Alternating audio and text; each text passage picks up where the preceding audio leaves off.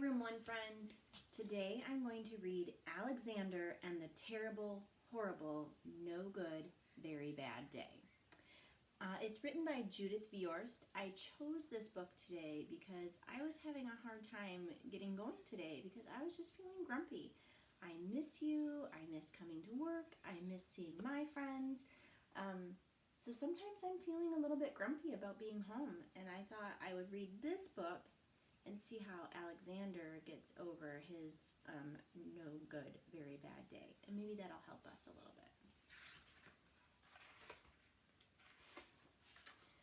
I went to sleep with gum in my mouth, and now there's gum in my hair. And when I got out of bed this morning, I tripped on the skateboard, and by mistake, I dropped my sweater in the sink while the water was running, and I could tell it was going to be a terrible, horrible, no good, very bad day. At breakfast, Anthony found a Corvette Stingray car kit in his breakfast cereal. Nick found a junior undercover agent code ring in his breakfast cereal box, but in my breakfast cereal box, all I found was breakfast cereal. I think I'll move to Australia.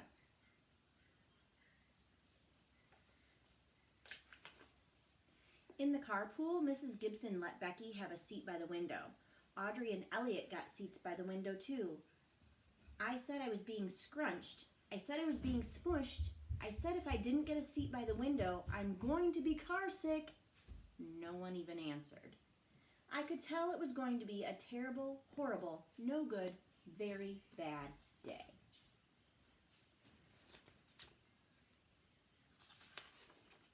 At school, Mrs. Dickens liked Paul's picture of the sailboat better than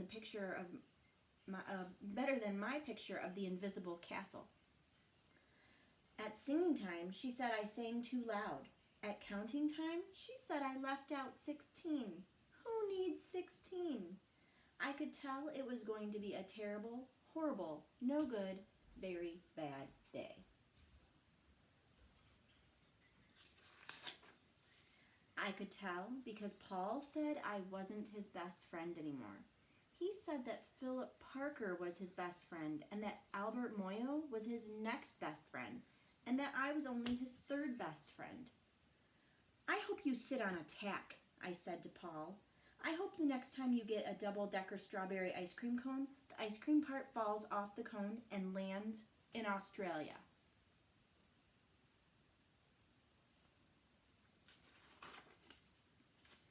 There were 2 cupcakes in Philip Parker's lunch bag, and Albert got a Hershey bar with almonds, and Paul's mother gave him a piece of jelly roll that had a little coconut sprinkles on top.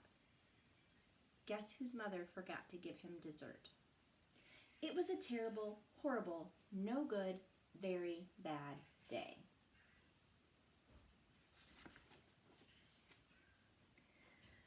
That's what it was, because after school, my mom took us all to the dentist, and Dr. Fields found a cavity just in me. Come back next week, and I'll fix it, said Dr. Fields. Next week, I said, I'll be in Australia. On the way downstairs, the elevator door closed on my foot, and while we were waiting for my mom to go get the car, Anthony made me fall where it was muddy.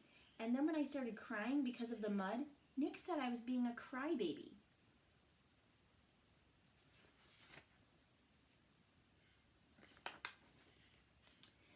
And while I was punching Nick for saying crybaby, my mom came back with the car and scolded me for being muddy and for fighting. I'm having a terrible, horrible, no good, very bad day, I told everybody. No one even answered.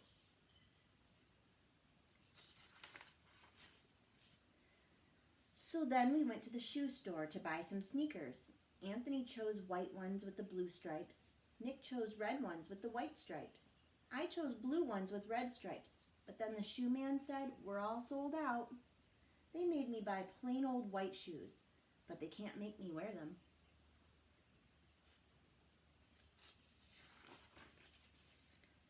When we picked up my dad at his office, he said I couldn't play with the copy machine, but I forgot. He also said to watch out for the books on his desk, and I was as careful as could be except for my elbow. He also said don't fool around with his phone, but I think I called Australia. My dad said, please don't pick him up anymore. It was a terrible, horrible, no good, very bad day.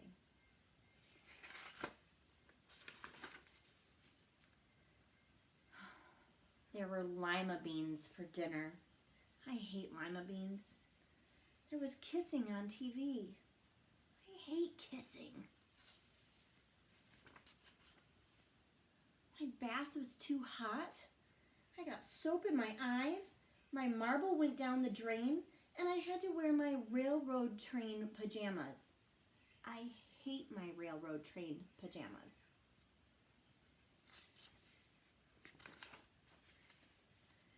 When I went to bed, Nick took back the pillow he said I could keep, and the Mickey Mouse nightlight burned out, and I bit my tongue. The cat wants to sleep with Anthony and not with me. It has been a horrible, terrible, no good, very bad day. My mom said some days are like that.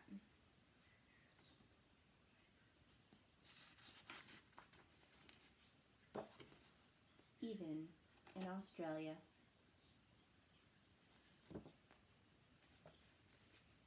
It sounds like Alexander's day didn't get any better. It was a pretty bad day all day long. I sure hope you're having better days than Alexander is having.